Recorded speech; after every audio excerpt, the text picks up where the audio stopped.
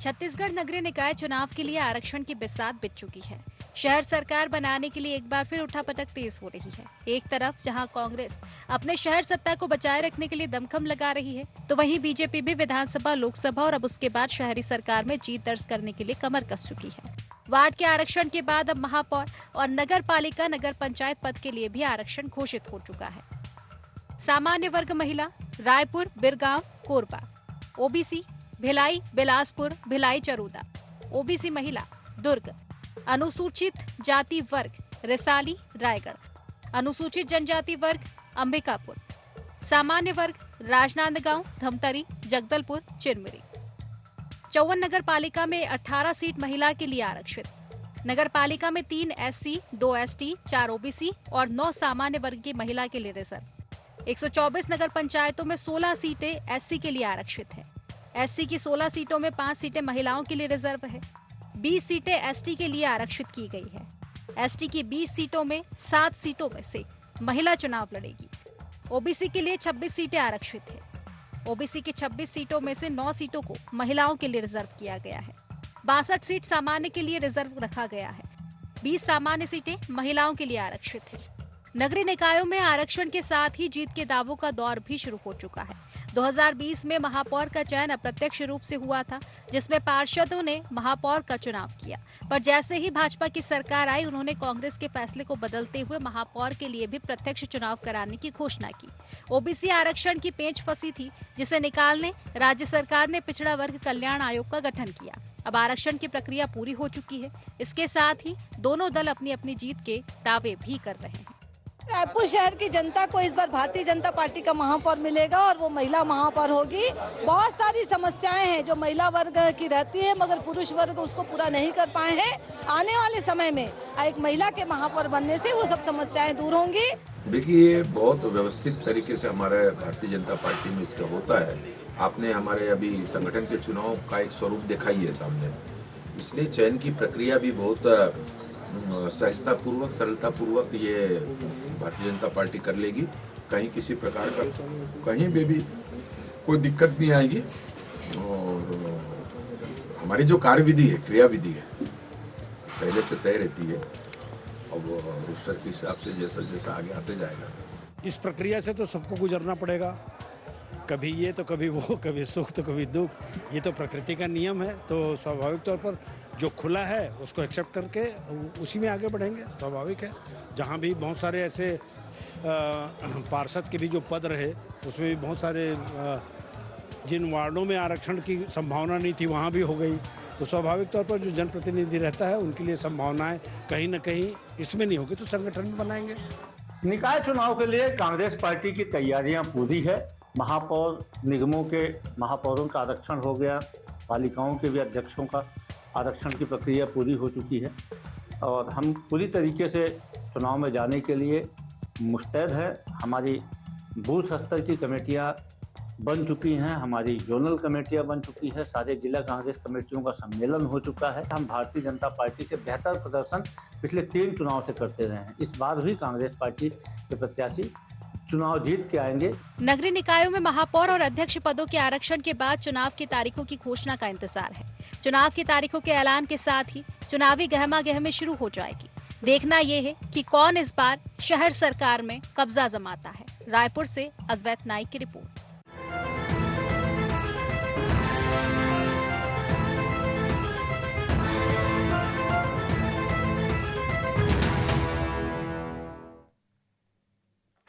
नमस्कार, गुहार छत्तीसगढ़ देख रहे हैं आप और मैं हूं आपके साथ खुशी व्यास। तो देखिए, छत्तीसगढ़ में नगरीय निकाय चुनाव के लिए बहुप्रशिक्षित आरक्षण की प्रक्रिया पूरी कर ली गई है और आरक्षण के बाद अब सरगर्मियां तेज हो चुकी है चुनाव को लेकर, क्योंकि अब आरक्षण की प्रक्रिया के बाद चुनाव की प्रक्रिया संपन्न होगी। लेकिन उसको लेकर तरह तरह के दावे कांग्रेस और बीजेपी की ओर से किए जा रहे हैं। जीत का दावा दोनों ओर से है।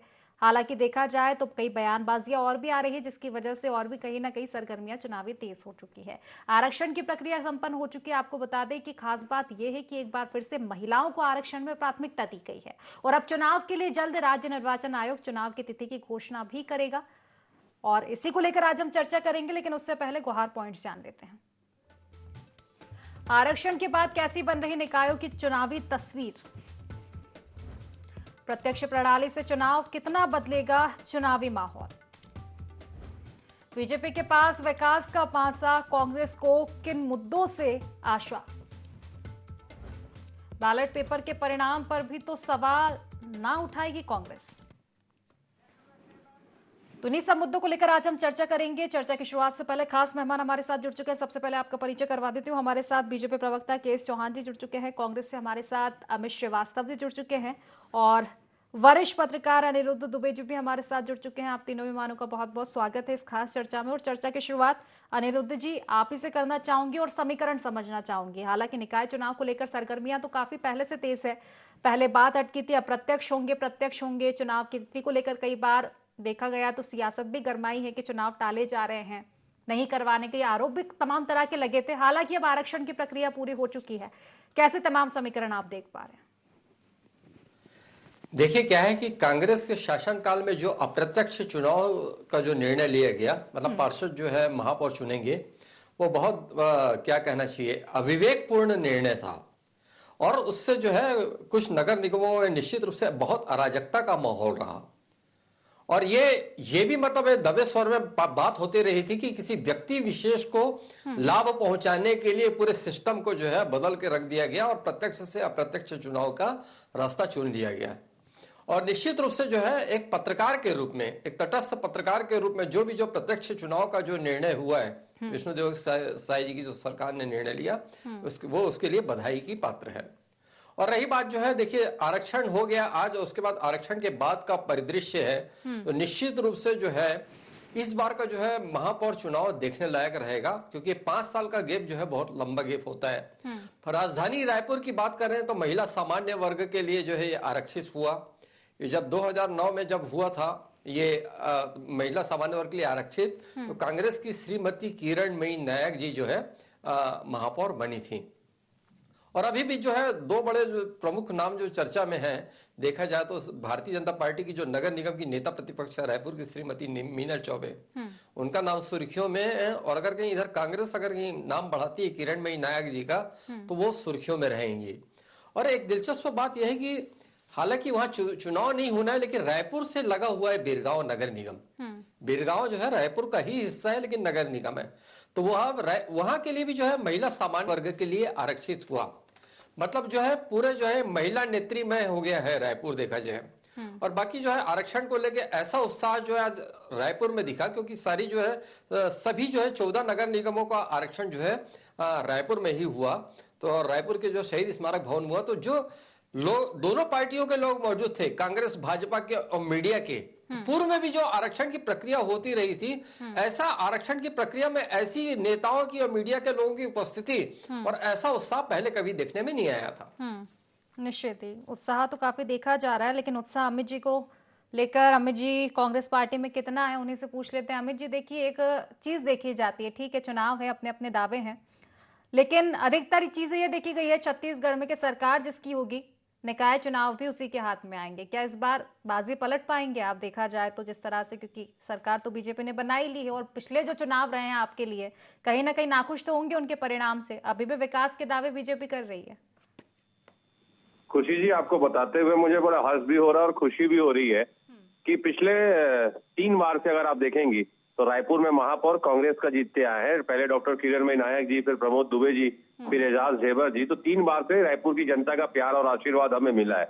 और निश्चित तौर पे छत्तीसगढ़ में नगरीय निकाय चुनाव के लिए जो बहुप्रतीक्षित आरक्षण प्रक्रिया जो आज पूरी कर ली गई है, जो लॉटरी पद्धति से 14 नगर निगम, 54 नगर पालिका और 125 नगर पंचायतों सहित 192 में नगरीय निकायों के आरक्षण की आज जो घोषणा की गई है, निश्चित तौर पे ये चुनाव जो होता है वो कार्यकर्ताओं का चुनाव होता है। और लगातार कार्यकर्ता जो पार्टी के एक आइडियोलॉजी को लेके चलता है। और निश्चित तौर पे मैं आपको बताना भी चाहता हूँ कि एक उत्साह का वातावरण था। जिस प्रकार से बीजेपी ने कहा था कि हम प्रत्यक्ष प्रणाली से इस बार महापौर इलेक्शन कराएंगे, लेकिन महापौर आज जो 192 में लॉटरी निकली, मैं आपको बता दूं कि 19 दिसंबर के पार्षद जो है वो पार्षद प्रत्याशी जो होंगे और वहां क्या आरक्षण होगा उसके लिए 19 तारीख के सारी चीजें क्रिस्टल क्लियर हो गई थी। उसके बाद 23 तारीख बोला गया, 27 तारीख बोला गया, 3 तारीख बोला गया, फिर 7 तारीख बोला गया। मतलब कहीं ना कहीं आप इतना घबराए हुए हैं कि लगातार जिस प्रकार से छत्तीसगढ़ अपराध का गढ़ बनते जा रहा है, आपसे स्थितियां समझ नहीं रही हैं, तरक्की का गढ़ है। और निश्चित तौर पे मैं आपको कहना घबराने का चाहता हूं कि कारण बीजेपी का, अगर चुनाव है पिछले और चुनाव हमारी अगर हम टटोलेंगे उनके नतीजों को, तो मुझे तो नहीं लगता कि बीजेपी को कोई घबराहट नजर आ रही होगी। दूसरी ओर विकास के दावे तो कर ही रहे हैं, 1 साल के विष्णु के सुशासन को बार बार गिनवा रहे हैं। देखिए खुशी जी, मुझसे पूछ रही हैं आप? हाँ जी अमित जी। देखिए खुशी जी, अगर इनको इतने अपने सुशासन पे और विष्णु जी के शासन पे जो कहते हैं ना, विष्णु जी का सुशासन, अगर इतना इनको कॉन्फिडेंस रहता तो ये घबराते नहीं। ये प्रत्यक्ष प्रणाली से निश्चित तौर पे जो चुनाव कराने का इन्होंने कहा था, हम तो ये सोच रहे थे कि चुनाव कराएंगे कि नहीं। एक तो ये कहते हैं हम जनता को अधिकार देना चाहते हैं और अधिकार देने के लिए बार बार डेट को बढ़ा रहे थे। तो मुझे लगता है कहीं ना कहीं इनकी कथनी और करनी में फर्क है।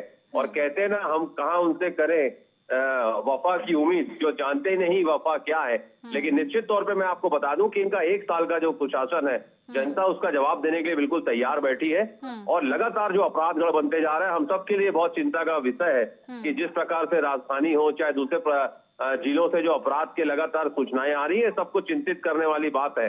और लगातार जिस प्रकार से अभी हमने देखा, चाहे वो बीजापुर की घटना हो, एक जाबाज पत्रकार जिस प्रकार हत्या कर दी गई, मैं बड़े जिम्मेदारी के साथ कह सकता हूं कि ये सरकार साए सरकार नहीं, ये आए माए सरकार है और इसे छत्तीसगढ़ संभल नहीं रहा और जनता जवाब देने को आतुर है। ठीक है, जवाब ले लेती हूँ फिलहाल केएस चौहान जी से। केएस चौहान जी, अमित जी ने तो बेवफा बता दिया आपको, साथ ही ये भी कि क्या वाकई बौखलाहट दिखाई दे रही है? खुशी जी, अगर बेवफाई उसको बोलते हैं जो महतारी वंदन की योजना के तहत हमारी माताओं और बहनों के खाते में पैसे जा रहे हैं, तो बिल्कुल हम लोग घबराए हुए और बेवफाई।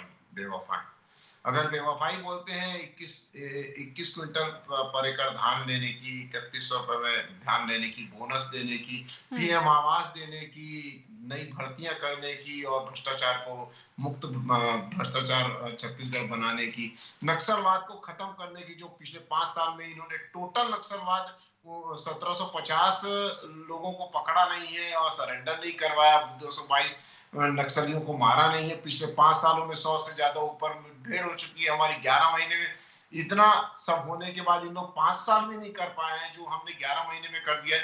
तो ये बेवफाई तो है खुशी जी, ये भी बेवफाई है। और उसके बाद हमारे वरिष्ठ पत्रकार ने बात ही वहां से चालू की कि जो अप्रत्यक्ष प्रणाली से किया गया था चुनाव, वो अविवेकपूर्ण था। अविवेकपूर्ण मतलब बहुत ही गहरा शब्द है। विवेक नहीं दिया गया और उसके बाद किसी एक इंसान को फायदा पहुंचाने के लिए ये पूरा सिस्टम ही बदल दिया गया। सिस्टम किससे बदला, क्यों बदला आपने? क्या जनता की डिमांड थी? आज आप जनता से पूछ लीजिए, जाके सर्वे करवा लीजिए खुशी जी। मैं दावे के साथ बोलता हूं कि अगर 100 लोगों से आप सर्वे कराएंगे तो अधिकतर लोगों का यही बोलना होगा कि हमारे को अपना महापौर, अपना जो सरपंच है, अपना जो नगरीय निकाय का जो प्रधान है, वो हमको प्रत्यक्ष चुनना है। ये आम जनता बोलेगी। इससे मेरे हमारे साथी अमित जी और हमारे वरिष्ठ पत्रकार भी सहमत होंगे। दूसरा, हम घबराए हुए हैं।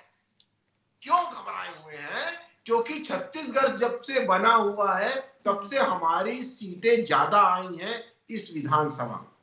उसके बाद हम 5 महीने के बाद लोकसभा में उतरते हैं, जब इनकी हमारी 9 सीटें थी और इनकी 2 सीटें थी। अभी 11 और 10 और 1 का आंकड़ा रह गया। और उसके बाद सबसे मेन बात की, जो विधानसभा से लेकर लोकसभा में हमारे को 76 विधानसभा में हम लोग को ज्यादा वोट ऑफ परसेंटेज मिला। उसके बाद तीसरी बार आ जाइए, हैट्रिक मारा हमने मध्यावधि चुनाव में। अभी हम लोग चौका मारने की तैयारी कर रहे हैं, तो 3 हैट्रिक मारी हुई है हमने। ये किसी कार्यकर्ता, सिर्फ कार्यकर्ता जाके वोट देके नहीं आया था, ये आम जनता ने दिया था वोट। और आम जनता क्यों देगी वोट किसी को?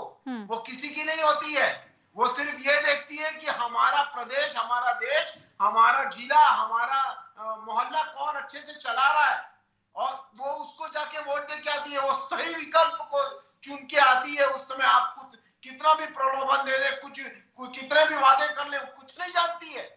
और उसके बाद ये देखा जाता है कि जनता जो समझदार है वो ये देखती है कि आज निकाय चुनाव को, महापौर को और हमारे प्रधान को लाना, कौन सी पार्टी का लाना हमारे लिए बेहतर है, वो उसको चुन के लाने वाली है। वो हमारे को कुछ बोलने की आवश्यकता नहीं है। अगर हमने काम किया है तभी तो हमने जीत की हैट्रिक मारी है ना, 11 महीनों में जीत की हैट्रिक ये भी मानी है ना। हमारे और आपसे कहीं ज्यादा समझदार है जनता। माननीय अमित जी, हमारे और आपसे बहुत ज्यादा समझदार है जनता, और वो जानती है कि हमारे को किसको वोट देना है और क्यों देना है। और लेकिन चौहान जी, जब विकास की बात होती है, विपक्ष का सबसे बड़ा मुद्दा ही अपराध होता है। एक बार फिर से अमित जी भी अपराध का ही जिक्र कर रहे थे कि कहीं यहाँ तो बाजी नहीं पलटेगी आपकी, अपराध तो कहीं। अब आ जाइए अपराध में, मेरे को रोकिएगा मत 1 मिनट के लिए। अब आप आ जाइए अपराध में मैं बताता हूँ कि 350 से 450 लगभग कुकर्म हुए 11 महीने में। ये पूरे आंकड़ों के साथ बोल रहा हूँ, और ये आंकड़े मैं नहीं बोल रहा हूँ, आप जाके गूगल में सर्च कर लीजिए। 350 से 450 लगभग कुकर्म हुए हैं जब से विष्णुदेव साय की सरकार आई है। दूसरा, इनके कार्यकाल में लगभग 900 कुकर्म पूरे साल भर हुआ करते थे। 3 का एवरेज आता था पर डेली। उसके बाद आज लगभग, ये मैं नहीं बोल रहा हूं, एनसीआरबी की रिपोर्ट बोल रही है, लगभग 16% हमारा जो क्राइम रेट है वो कम हुआ है। क्यों कम हुआ है? क्योंकि अपराध बढ़ रहे हैं। अपराध हो रहे हैं, मैं मानता हूं हो रहे हैं अपराध, लेकिन अपराध बढ़ नहीं रहे हैं खुशी जी। ये दोनों चीजों में अंतर है। और अपराध कहां नहीं होते, मैं ये नहीं बोलता हूं कि अपराध को हमारे को रोकना नहीं है, बिल्कुल रोकना है और कम करना है, बिल्कुल कम करना है। और हमारी जवाबदारी है। ये 5 साल हमारे को जिताया ना, हमारे को आशीर्वाद दिया है ना जनता ने। भारतीय जनता पार्टी की जवाबदारी है कि वो अपराध को कम करे, बिल्कुल कम करे। यहाँ पर संतुष्ट न रहे भारतीय जनता पार्टी। और इसका जीता जागता उदाहरण है, आज पूरा डंका बच चुका है, यहाँ पर नहीं दिल्ली तक नक्सलवाद में जो हमने फतह हासिल की है। और वो अगले साल आप देख लीजिएगा कि वो नक्सलवाद दिखेगा नहीं। और इससे बड़ा सबूत क्या होगा, 11 महीने में 11 बार उन्होंने बस्तर का दौरा किया। किसने? हमारे गृह मंत्री ने, विजय शर्मा जी ने, जो इनके 5 साल में भी ताम्रध्वज साहू जी ने नहीं किया था। ये हमारे कार्य की शैली है। हमारे जवाब ले लेती हूँ मैं, अमित जी से जवाब ले लेती हूँ। अमित जी, चौहान जी का तो साफ तौर पर कहना है कि आपके तो खुद के ही घर शीशे के हैं, तो पत्थर तो ना मारिएगा। अपराध को लेकर भी उन्होंने बातें कही। इसके अलावा विकास की जिस तरह से बात कही जा रही है, महतारी वंदन योजना की हम बात करें, तमाम विकास के दावे उन्होंने फिर गिन पाते हैं। अमित जी। खुशी जी, मुझे लगता है कि अब हम जनता की अदालत में आ चुके हैं और लोकतंत्र के सबसे बड़े उत्सव में जो नगरीय निकाय चुनाव होता है, जो कार्यकर्ताओं का चुनाव होता है और जनता जनार्दन होती है, जनता अपने मताधिकार के प्रयोग से अपना फैसला देने की बहुत आतुर है। और कहते हैं ना कि अब हमारे को कहने का समय नहीं, अब जनता के कहने का समय है। इनके काम का आंकड़ा और हमारे काम का। लेकिन जनता जो पिछले चुनाव में कहती आ रही है अमित जी, उस और भी तो ध्यान देना होगा ना। मुद्दे आप बहुत उठाते हैं, पैठ नहीं बना पाते जनता के बीच। अभी दक्षिण चुनाव में तो काफी उम्मीदें थी आपको। 10 के 10 महापौर हमारे हैं। जनता का प्यार और आशीर्वाद कांग्रेस के साथ था। और चौहान जी बड़े मेरे काबिल मित्र जो है, मैं उनकी बातों को बहुत डिस्टर्बेंस से तो सुन तो नहीं पाया, लेकिन थोड़ी थोड़ी आवाज जो मेरे को आई है। मैं कहते हैं ना, हजारों जवाबों से अच्छी है मेरी खामोशी, हजारों जवाबों से अच्छी है मेरी खामोशी। ना जाने भाजपाइयों के कितने सवालों की आबरू रखी है मैंने, लेकिन जनता सारे सवालों का जवाब देगी साहब। और जिस प्रकार से एक साल में सरकार ने जनता की उम्मीद पे जो इसको खरा उतरना था, उतर नहीं पाई है। जिस प्रकार से अगर एक जनता की आवाज को बुलंद करने का भ्रष्टाचार की कोई आवाज उठाता है, पत्रकार की हत्या कर दी जा रही है, भ्रष्टाचार की कोई आवाज उठाता है, जिस प्रकार से आप देखिए कि आज स्वास्थ्य विभाग में 175 करोड़ का 330 करोड़ का बिल बनता है और 660 करोड़ रुपए का वो क्लेम कर देता है। अभी विधानसभा में उठा, उस पर कुछ भी कार्रवाई ये करते हैं। लगातार भ्रष्टाचार में लिप्त सरकार है। और अब जनता कह रही है, तो स्पष्ट है कि भाजपा सरकार पूरी तरीके से भ्रष्ट है। और सारी सवालों का जवाब जनता अपने मताधिकार के प्रयोग से देने जा रही है। और मुझे पूर्ण विश्वास है छत्तीसगढ़ की देवतुल्य जनता पे कि आने वाले समय में पुनः वो कांग्रेस पर विश्वास जताएगी और 10 के 10 पूरे नगर निगम में हमारी सरकार रहेगी जनता की सेवा के लिए। ठीक है, चौहान जी। खुशी जी, काश शायरी बोलने से सच झूठ सच में बदल जाता। काश शायरी बोलने से हम गलत को सही कर पाते। काश शायरी बोलने से हम देश प्रदेश और जनता की आवाज सुन सकते, जनता हमारी आवाज सुन सकती, जनता का काम हो सकता। काश शायरी बोलने से ये फैक्ट सामने आ जाता, काश शायरी बोलने से यथार्थ सामने आ जाता। तो अमित भाई हमारे जो हैं वो बहुत अच्छी शायरी बोलते हैं, लेकिन अमित भाई आज जो जनता है ना, वो अपना फायदा, अपना हित, अपना पक्ष देखने के लिए रुकी हुई है। वो देख रही है ये कार्यक्रम, ये इसलिए देख रही है कि ये जो चीजें हो रही हैं, जो आज चल रहा है, कल चल रहा है, वो उसका एनालिसिस क्या है, क्या गलत है, क्या सही है, ये देख रही है। और वो एनालिसिस खुद करती है। सबसे बड़ी एनालिसिस जो होती है वो जनता ही होती है अमित भाई। हम सिर्फ अपने बात रखते हैं, लेकिन बहुत अच्छी शायरी बोलते हैं आप, लेकिन मेन बात ये है कि वो शायरी आपकी कोई काम नहीं आती है। क्यों? क्योंकि अभी आपने भ्रष्टाचार का नाम लिया। अभी मैं एक आंकड़ा आपको दे देता हूं अमित भाई, कि ये जो रोड पास की गई थी, जिसके कारण पत्रकार को मौत के घाट उतार दिया गया, ये जो रोड पास हुई थी अमित भाई, वो 3 दिसंबर 2024 के पहले हुई। बन गई थी। 90% पैसा 3 दिसंबर 2024 के पहले उसको भुगतान कर दिया गया था भूपेश सरकार की तरफ से। जहां पर वो बन रही थी, उसमें अधिकतर आपके विधायक थे, जो रोड बनी है, जो आपके सांसद हैं, आपके मुख्यमंत्री थे, आपके सभी लोग थे। तो ये आप ये खुद बताइए कि और उसके बाद आपका दिखता भी है, आपके फोटोज वीडियो दिखते हैं दीपक बैज के साथ, हत्यारे की। तो ये आप खुद बताइए कि ये जो साठगांठ हुई है वो 3 दिसंबर 2023 के बाद नहीं हुई है माननीय अमित जी। ये हमारे विष्णुदेव साय की सरकार से कोई लेना देना नहीं है। हम बस इतना काम कर रहे हैं कि हम उनकी जांच करवा रहे हैं। और ठीक है, निश्चित ही जांच होनी चाहिए, कार्रवाई होनी चाहिए। मुझे नहीं लगता कि इस तरह के विषय सियासत के होने चाहिए। चलिए फिलहाल मैं प्रतिक्रिया ले लेते हैं अनिरुद्ध जी से। अनिरुद्ध जी, देखिए, खास इन चुनावों में सबसे चीज अहम हो जाएगी प्रत्यक्ष और अप्रत्यक्ष प्रणाली, क्योंकि पहले अप्रत्यक्ष था, प्रत्यक्ष हुआ है। और सबसे बड़ा फोकस यही है कि अगर प्रत्यक्ष प्रणाली से चुनाव हो रहे हैं तो चुनावी जो समीकरण है वो कितने बदल पाएंगे। दूसरा, मुद्दों को लेकर जिस तरह से चर्चा की जा रही, कुछ मुद्दे ऐसे हैं जो पहले विपक्ष में बीजेपी थी, सत्ता में कांग्रेस थी, विपक्ष में रहते हुए बीजेपी ने उठाए थे, वही चीजें रिपीट हो रही है। सरकारें बदल गई है, विपक्ष में कोई और है, सत्ता में कोई और है, लेकिन मुद्दे वही रिपीट हो रहे हैं। नहीं लगता कि ये मुद्दे भी असर कर पाएंगे? देखिए, आज का डिबेट बड़ा दिलचस्प है। अमित जी की 2 शायरी सुनने मिल गई और अपना के.एस. चौहान जी ने बेवफाई शब्द पर जोर दिया। हाँ। तो और यहाँ पे फिर क्या है कि एक शेर मुझे याद आ गया, क्योंकि नगरीय निकाय चुनाव का मामला है, तो महापौर जो रायपुर महापौर एजाज ढेबर जी जाते जाते जो आखिरी प्रेस कॉन्फ्रेंस लिए थे, तो उन्होंने एक शेर कहा था, हाँ। हमें तो अपनों ने लूटा गैरों में क्या दम था, हमें तो अपनों ने लूटा गैरों में क्या दम था, कश्ती वहां जाकर डूबी जहां पानी कम था। तो वो किस संदर्भ में कहे, क्यों कहे, उसका कहने का क्या कारण था, ये मैं समझ नहीं पाया। खैर, वैसे भी ढेबर जी को पढ़ पाना बहुत मुश्किल काम है, बहुत कठिन डिफिकल्ट किताब है वो। अब आपके सवाल पे आता हूं मैं, जो आप बोल रही हैं जी। निश्चित रूप से अमित भाई ने सही कहा कि सारे के सारे नगर निगमों में कांग्रेस के जो लोग वहां पे थे, काबिज थे, महापौर थे।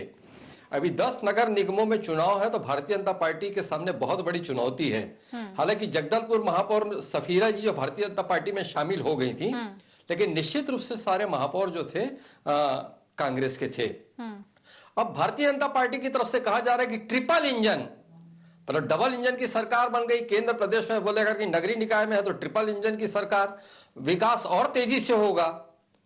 तो अब कांग्रेस जो है अपनी खोई हुई प्रतिष्ठा, बल्कि ये कहूंगा मैं, अभी प्रतिष्ठा खोई नहीं है, तो जो उसके पास है वो खोना नहीं चाहेगी। और भाजपा जो है ट्रिपल इंजन की सरकार बनाने के लिए बहुत आतुर नजर आएगी।